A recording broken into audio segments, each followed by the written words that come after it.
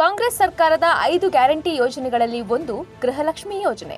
ಈಗಾಗಲೇ ರಾಜ್ಯದಲ್ಲಿ ಗೃಹಲಕ್ಷ್ಮಿ ಯೋಜನೆಯಡಿ 1.25 ಕೋಟಿ ಫಲಾನುಭವಿಗಳಿದ್ದಾರೆ.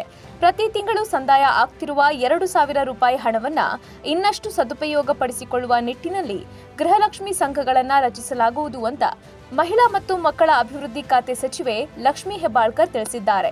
ಗೃಹಲಕ್ಷ್ಮಿ ಯೋಜನೆಯ ಫಲಾನುಭವಿ ಮಹಿಳೆಯರಿಂದ ಸ್ವಸಹಾಯ ಅಥವಾ ಸ್ತ್ರೀ ಶಕ್ತಿ ಗುಂಪುಗಳನ್ನು ರಚಿಸುವ ಸಂಬಂಧ ಅಧಿಕಾರಿಗಳೊಂದಿಗೆ ನಡೆದ ಸಭೆಯಲ್ಲಿ ಮಾತನಾಡಿದ ಸಚಿವೆ ಲಕ್ಷ್ಮೀ ಹೆಬ್ಬಾಳ್ಕರ್, ಮನೆಯ ಯಜಮಾನಿಯರನ್ನ ಆರ್ಥಿಕವಾಗಿ ಮತ್ತಷ್ಟು ಸದೃಢರನ್ನಾಗಿ ಮಾಡುವ ಉದ್ದೇಶದಿಂದ ಗೃಹಲಕ್ಷ್ಮಿ ಸಂಘಗಳನ್ನು ರಚಿಸಲು ಕಾರ್ಯಯೋಜನೆ ರೂಪಿಸಲಾಗಿದೆ. ಮಹಿಳಾ ಮತ್ತು ಮಕ್ಕಳ ಅಭಿವೃದ್ಧಿ ಇಲಾಖೆಯ ವತಿಯಿಂದ ಈ ಸಂಘಗಳನ್ನು ರಚಿಸಲಾಗುವುದು ಅಂತ ತಿಳಿಸಿದ್ದಾರೆ.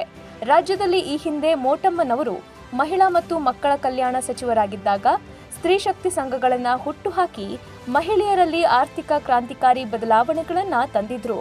ಅದೇ ರೀತಿ ಈಗ ಗೃಹಲಕ್ಷ್ಮಿ ಸಂಘಗಳ ಮೂಲಕ ಕುಟುಂಬದ ಯಜಮಾನಿಯರಲ್ಲಿ ಆರ್ಥಿಕ ಬದಲಾವಣೆ ತರಬೇಕೆಂಬ ಉದ್ದೇಶದಿಂದ ಪ್ರತಿ ಹಳ್ಳಿಗಳಲ್ಲೂ ಸಂಘ ರಚಿಸಲು ಯೋಜನೆ ರೂಪಿಸಲಾಗಿದೆ.